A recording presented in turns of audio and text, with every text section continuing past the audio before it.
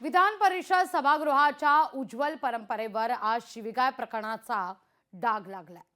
विरोधी पक्षनेते अंबादास दानवेंनी सभागृहात भाजप आमदार प्रसाद लाड यांना शिवीगाळ केली आहे।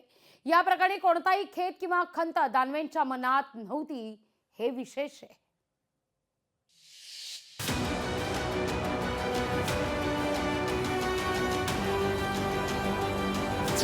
विधान परिषदेच्या परंपरेला विरोधी पक्ष नेत्यांकडून बट्टा।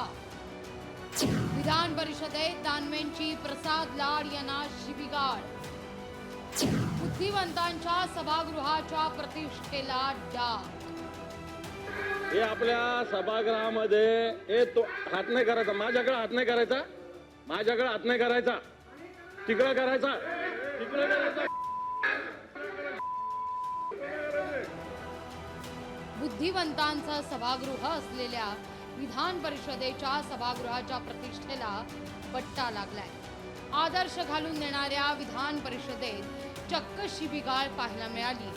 विरोधी पक्षनेते अंबादास दानवेंनी भाजप आमदार प्रसाद लाड यांना शिवीगाळ केली। राहुल गांधींनी लोकसभेत केलेल्या वक्तव्यावरून निषेधाचा ठराव मांडण्याची मागणी प्रसाद लाड यांनी केली होती। यावर खडाजंगी सुरू असताना प्रसाद लाडांनी दानवेंच्या दिशेनं हातवारे केले। यावरून संतापलेल्या दानवेंनी 2 वेळा शिवीगाळ केली। दानवेंच्या शिव्यांमुळे संतापलेल्या भाजप नेत्यांनी सभात्याग केलाय। दानवेंनी सभागृहाची माफी मागावी, शिवाय विरोधी पक्षनेतेपदाचा राजीनामा द्यावा अशी मागणी केली आहे। बहन और मां के ऊपर से सभागृह के अंदर माइक के ऊपर गाली देने का काम विरोधी पक्ष नेता अंबादास दानवे जी ने किया है।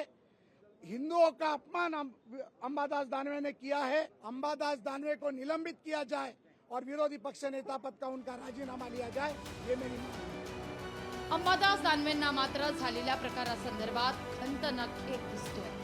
त्यांनी झालेल्या प्रकारासंदर्भात साधी दिलगिरीही व्यक्त केलेली नाहीये। उलट बोट तोडण्याची भाषा दानवे करतायत। माझा काही तोल सुटलेला नाही।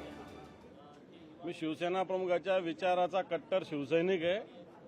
माझ्यावर कोणी बोट उचललं तर त्याचं बोट तोडायची ताकद माझ्या मनगटात। मी शिवसैनिक आहे आणि मला हिंदुत्व शिकवणार प्रसाद लाड सारखा माणूस भाटगा, नुसता धंदा करणारा पक्षाचा विचार घेऊन, तो मला हिंदुत्व शिकवणार का?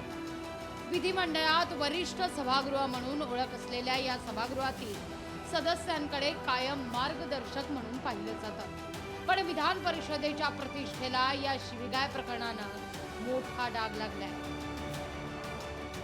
स्वप्नील जाधव, लोकशाही मराठी, मुंबई। लोकशाही मराठी ऐका, पहा, जागरूक रहा।